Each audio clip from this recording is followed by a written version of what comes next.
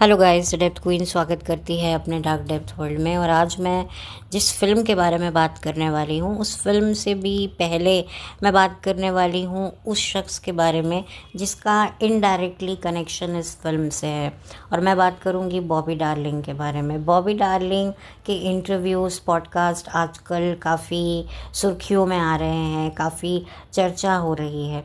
सच कहूँ तो मैंने बहुत ही कम बॉबी डार्लिंग का इंटरव्यू सुना है, क्योंकि ऑलरेडी हमारी लाइफ में इतने ज़्यादा टेंशन्स, प्रॉब्लम्स हैं।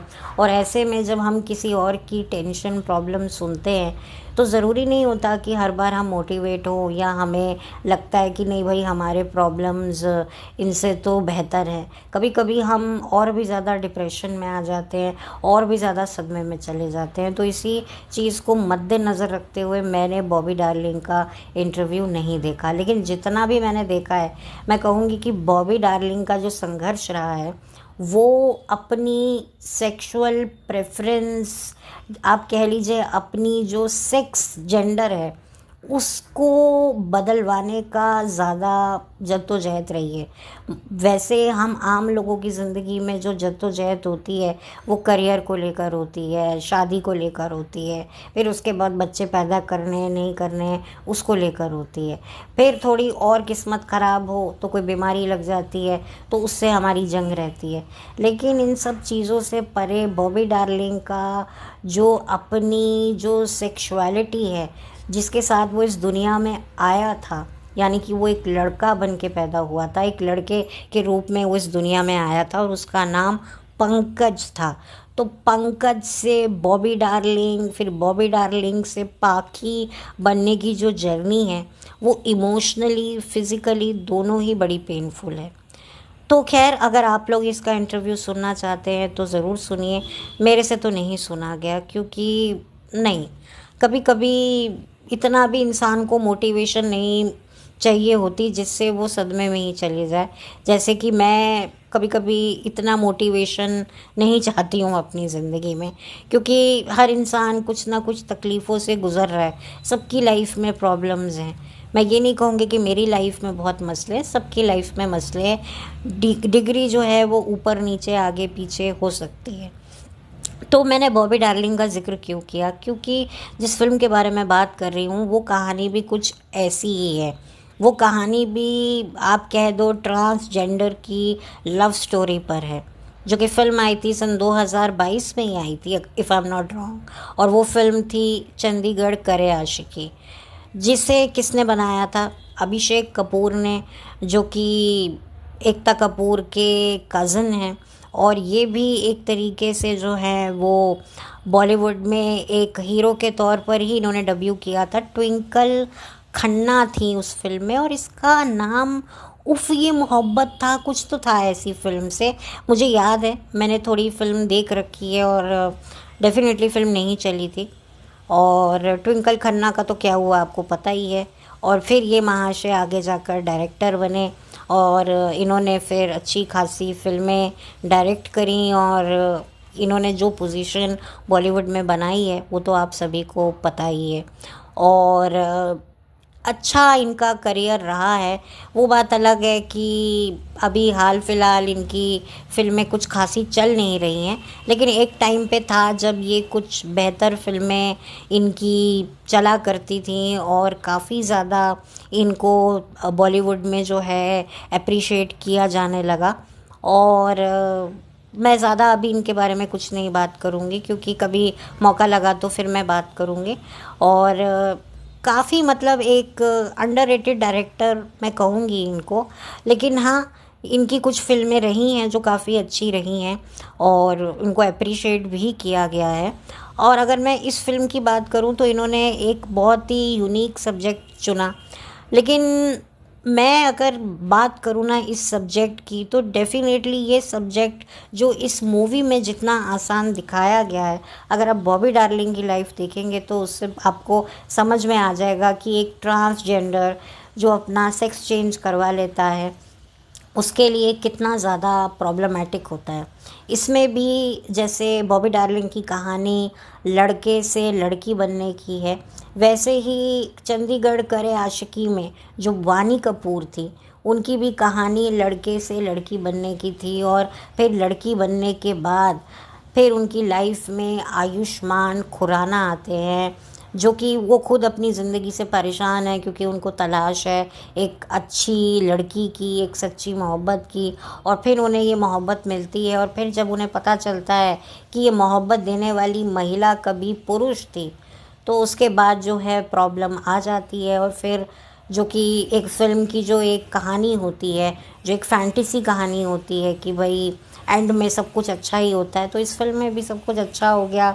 समाज ने भी एक्सेप्ट कर लिया, और हीरो ने तो एक्सेप्ट कर ही लिया, माँ बाप ने भी एक्सेप्ट कर लिया, रिश्तेदारों ने भी एक्सेप्ट कर लिया। लेकिन असल ज़िंदगी में अगर आप बॉबी डार्लिंग की कहानी देखेंगे तो आपको लगेगा कि ये इतना आसान नहीं है जितना कि इस फिल्म को दिखाया गया है, इस फिल्म की कहानी बताई गई है। और स्पेशली जो वानी कपूर को दिखाया गया है, इतनी खूबसूरत, इतनी स्मार्ट। नॉर्मली जब आप अपना सेक्स चेंज करवाते हो तो बड़ा रेयर केसेस होता है जिसमें कोई अच्छा आपको कहते हैं ना एक रिज़ल्ट मिले, वरना आप देख सकते हैं कि कैसे शक्ल सूरत आपकी रहती है और किस तरीके से सिचुएशन जो होती है वो आपके सामने ही है।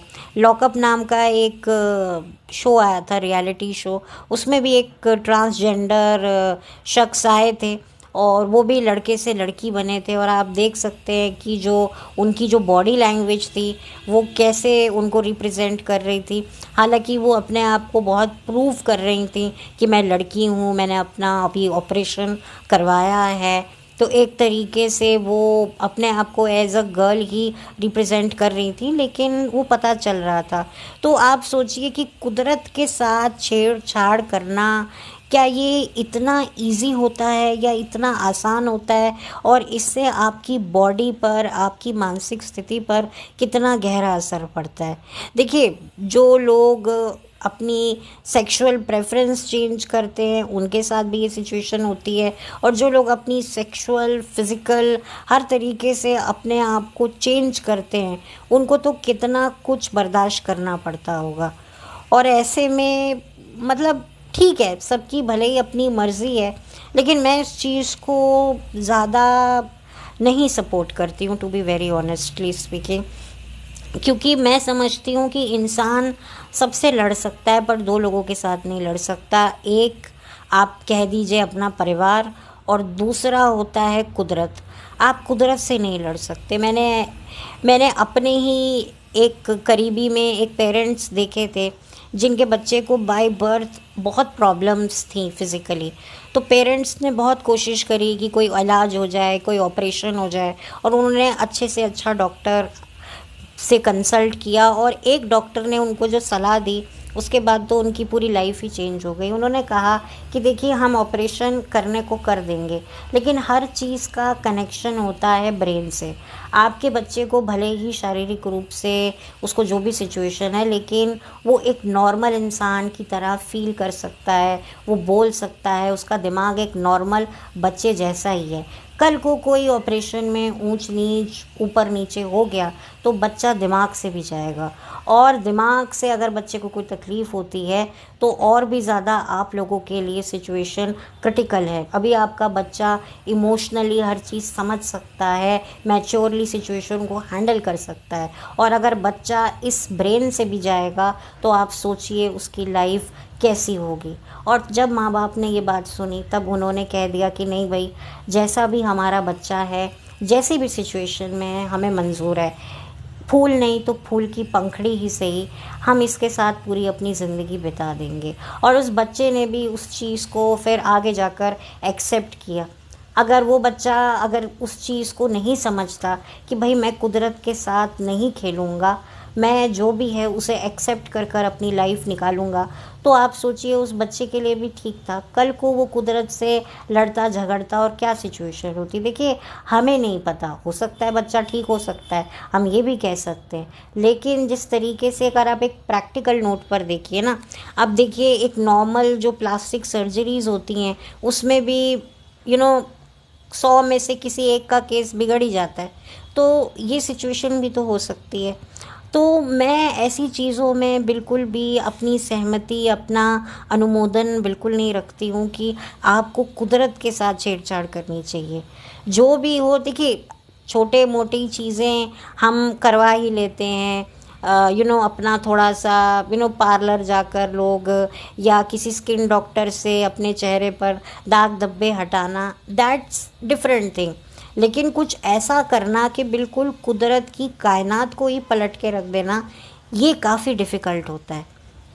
तो आप सोचिए कि माँ-बाप ने जब इतना सिदक किया, बच्चे ने इतना सिदक किया, तो आप ये जो नॉर्मल लोग होते हैं, ये लोग पता नहीं क्या सोचते हैं कि भई हम ये करवाएँगे तो हमारी चीज़ों में हमें आगे जाकर वैसी चीज़ें मिलेंगी जो हम चाहते हैं, ऐसा ज़रूरी नहीं होता।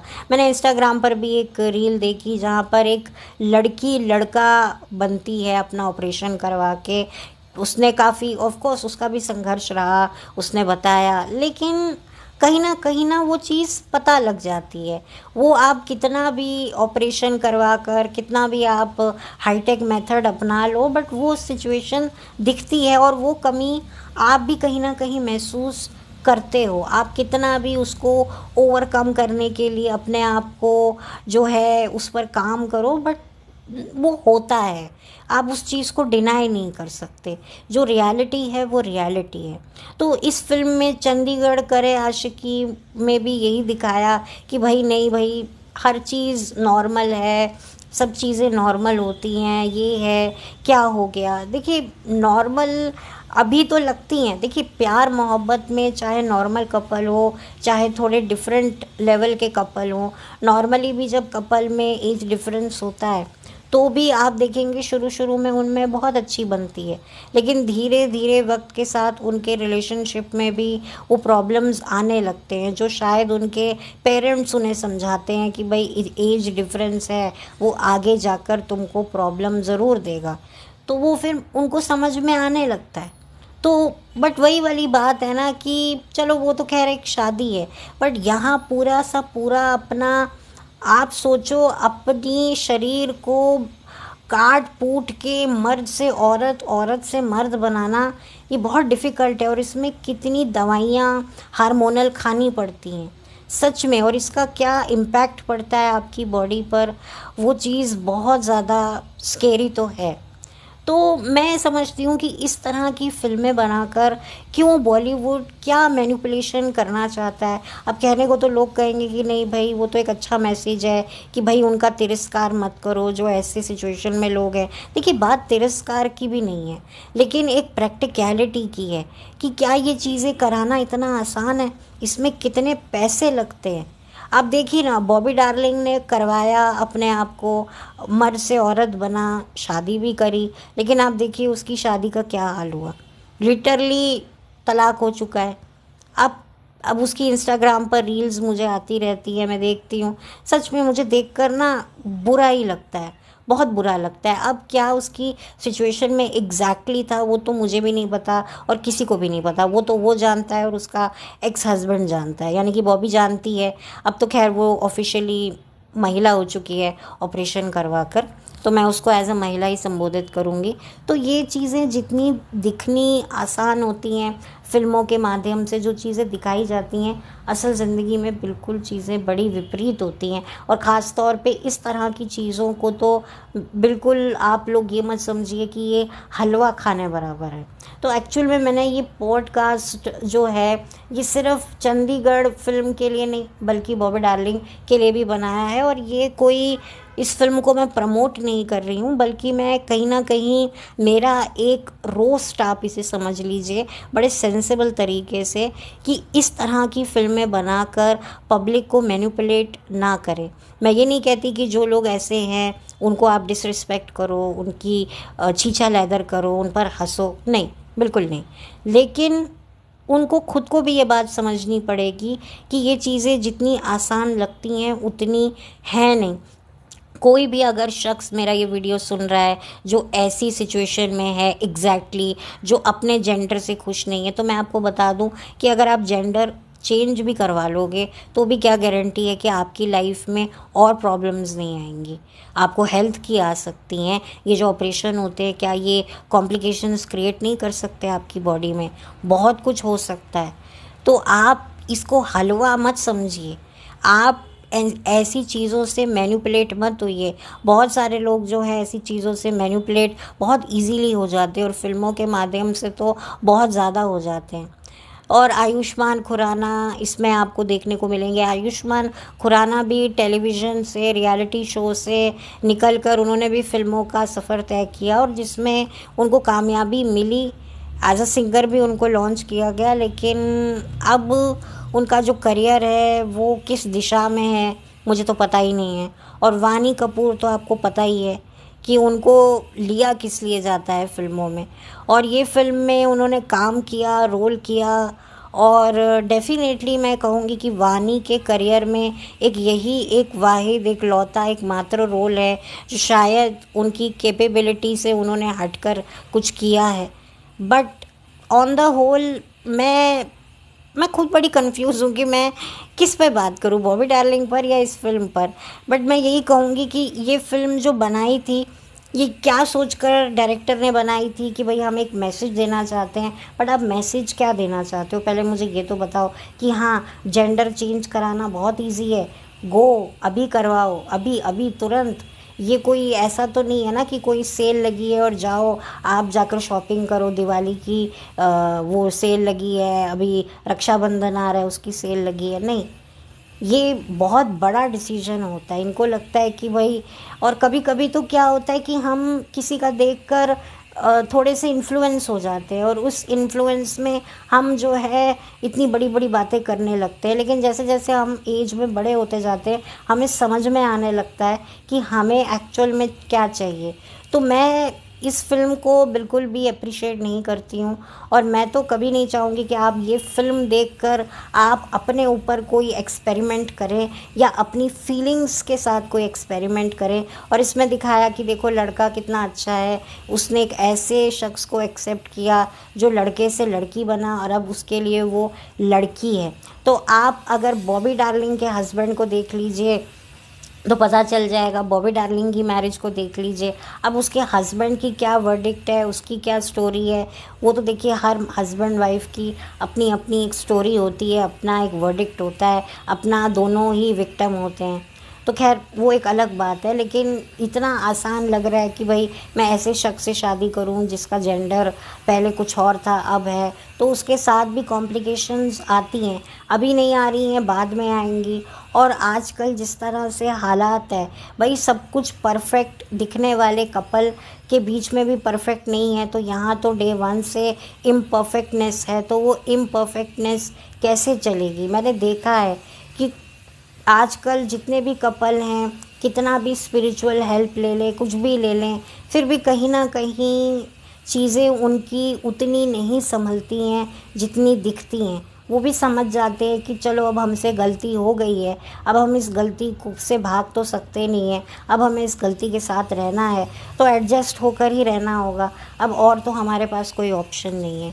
वो भी एक तरीके की एक सफ़रिंग रहती ही रहती है। और तोड़ देंगे तो भी इतना आसान नहीं है, तो भी फिर एक अलग सिचुएशन शुरू हो जाती है। तो कहीं पर भी इंसान को चैन नहीं है। मैं ये कहना चाहती हूँ कि इंसान जिसमें चैन ढूंढता है वही आगे जाकर आपको बेचैन करने लगता है। तो ये एक रियलिटी है, क्योंकि लाइफ में कुछ भी परमानेंट नहीं है, कुछ भी अच्छा नहीं है। आप देखेंगे आपका बेस्ट फ्रेंड ही एक टाइम बाद आपका सबसे बड़ा दुश्मन बन जाता है और आपका सबसे बड़ा दुश्मन एक टाइम बाद आपका सबसे बड़ा दोस्त बन जाता है। ये चीज़ें आपको बिग बॉस में भी देखने को मिलेंगी, जो अब बहुत जल्दी वापस से आने वाला है। वो तो एक अलग बात है, मैं देखूंगी आने वाले समय में मैं बिग बॉस पे कुछ बात करूं या नहीं करूं। तो खैर ये एक फ़िल्म थी, तो मैं कहीं ना कहीं बॉबी डार्लिंग और चंडीगढ़ करे आशिकी दोनों को साइमल्टेनियसली मैंने डिस्कस किया है। और मैंने ये एक्सपेक्ट करती हूँ मैं कि जो मेरा पॉइंट मैं आपको समझाना चाहती थी वो आप लोग समझ गए होंगे कि ऐसी फिल्में देखकर आप कोई भी डिसीजन ना लें। ठीक है, रिस्पेक्ट अपनी जगह होती है, लेकिन सूझबूझ समझ जो है आप उसको अलग तरीके से भी इस्तेमाल कर सकते हैं। आपको जो है लाइफ में पता होना चाहिए। देखिए, पता तो हमें कल का भी नहीं है, लेकिन फिर भी हमें अपनी तरफ से ये रहना चाहिए कि कल को कोई हम पे उंगली ना उठाए। ठीक है ना? कि भाई हमने सोचा नहीं, हमने थोड़ी सी बात किसी ने की और हम इन्फ्लुएंस हो गए। आई होप मैं आपको सही से समझा पा रही होंगी, क्योंकि कभी कभी ऐसे टॉपिक्स पे जब मैं बात करती हूँ तो मैं खुद थोड़ी सी कंफ्यूज हो जाती हूँ कि पता नहीं मैं समझा पाऊँगी या नहीं पाऊँगी। क्योंकि मुझे पता है कि जितने भी मेरे सब्सक्राइबर हैं सब बहुत स्मार्ट हैं, इंटेलिजेंट हैं, और शायद मुझसे ज़्यादा चीज़ों को बेहतर समझ सकते हैं और एक्सप्लेन कर सकते हैं। तो मैं थोड़ा कॉन्फिडेंस मेरा लो हो जाता है। तो प्लीज़ आप बताइएगा कि आप लोग इस विषय पर क्या सोचते हैं, क्या अपनी राय रखते हैं और क्या आपका विज़न है। और मैं तो यही कहूँगी कि ये फ़िल्में, इस तरह की जो फ़िल्में हैं, इन्हें दूर से ही नमस्कार कीजिए और इनको बस स्वीकार मत कीजिए। इनको दूर से ही नमस्कार करके आप अपनी लाइफ में आगे बढ़िए। और फ़िल्म के गाने तो थोड़े ठीक ठाक ही थे और चले थे गाने चंडीगढ़ करे आशिकी के, लेकिन ये फ़िल्म भी ठीक ठाक ही चली और शायद पब्लिक भी कंफ्यूज हो गई कि इस फ़िल्म को चलाएं या इस फ़िल्म को डुबाएं। इसीलिए इसको ठीक ठाक ही रिस्पांस मिला है पब्लिक से, जो कि शायद हाँ सही है, क्योंकि आज भी कुछ समझदार लोग अभी भी हमारी सोसाइटी में हैं जो चीज़ों को सही तरीके से समझते हैं। देखिए, ज़बरदस्ती हम किसी से ना कुछ करवा सकते हैं ना मनवा सकते हैं। हर इंसान को अपनी तरीके से ज़िंदगी जीने का पूरा हक है, लेकिन जो भी आप ज़िंदगी चुनें, थोड़ा सा गौर करके, थोड़ी सी डीप थिंकिंग, थोड़ा सा एक डेप्थ में जाकर आप समझें कि भाई जो हम सोच रहे हैं वो हमें आगे जाकर हमें क्या देगा, नुकसान या फ़ायदा। हो सकता है जो हमें लग रहा हो नुकसान, वो हमें आगे जाकर फ़ायदा दे, और ऐसा भी हो सकता है जो हमें लग रहा है फ़ायदा और आगे जाके हमें नुकसान करे। मतलब कन्फ्यूजन ही कन्फ्यूजन है। लाइफ कभी कभी इतनी कन्फ्यूजन में डाल देती है ना कि समझ में ही नहीं आता कि हम करें तो करें क्या। बट ठीक है, चीज़ों को थोड़ा टाइम देना चाहिए, उनको थोड़ा उनके हाल पे छोड़ दें तो अपने आप सारी चीज़ें समझ में आ जाती हैं। मैं मानती हूँ कि ये कहना बहुत आसान है, यूट्यूब पे आके इस तरह की बातें करना बहुत आसान है, मैं भी मानती हूँ, लेकिन फिर भी हमें थोड़ा तो अपने पर ये भरोसा तो होना ही चाहिए कि हम जो भी डिसीजन लेंगे एटलीस्ट हम जल्दबाजी में ना लें, थोड़ा वक्त लें और सोचें। ख़ास तौर पे जब हमारी खुद की ज़िंदगी से रिलेटेड हो, चाहे वो हमारे करियर से रिलेटेड हो, चाहे लाइफ में आपको सिंगल रहना है या किसी के साथ मिंगल रहना है।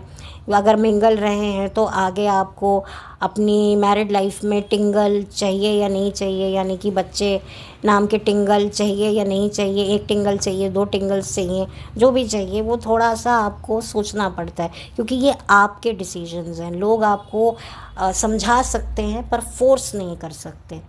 तो बस इतना सा ही मेरा ये वीडियो था। आई होप आपको ये मेरा कन्फ्यूजन से भरा हुआ पॉडकास्ट सही लगा हो। अपने ओपिनियन ज़रूर मेरे साथ कमेंट सेक्शन में शेयर कीजिएगा। मुझे इंतज़ार रहेगा आप लोगों के सुझाव का।